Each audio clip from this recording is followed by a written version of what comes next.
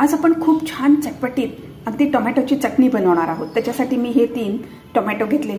Tomato मी आता पाण्यामध्ये घातले आहेत। आता हे 3 ते 4 मिनिटं आपण बॉईल करून घेऊया। आपले टोमॅटो उकडून झाले आहेत। हे बघा, हे असं फक्त त्याचं स्किन निघालं की विस्त बंद करायचं आहे। आता हे आपण बाहेर काढून घेऊ। आपण टोमॅटोची स्किन काढून घेतलेली आहे आणि तुकडे केले आहेत। आता हे थंड झाल्यावर ग्राइंड करू। पॅनमध्ये तेल गरम करायला ठेवलंय।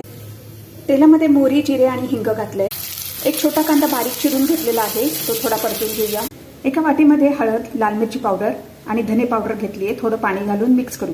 आता याच्यामध्ये आलं, लसूण आणि हिरवी मिरची घालूया आणि ते पण परतूया। आता याच्यामध्ये आपण हळद, लाल मिरची पावडर आणि कोरिएंडर ते पण घातलेलं आहे आणि फ्राय करून चवीप्रमाणे मीठ घाल। आता टोमॅटो प्युरी घातलेली आहे, मिक्स करूया। 5 मिनिटं मंद तव्यावरती शिजवून घेऊया। आता याच्यामध्ये थोडासा गूळ आणि 1 टीस्पून तेल घातलं आहे, मिक्स करू। त्याच्यामध्ये थोडंसं आपण व्हाईट व्हिनेगर घालायचं आहे, म्हणजे आपण महिनाभर ती टिकवू शकतो। आपली आंबट गोड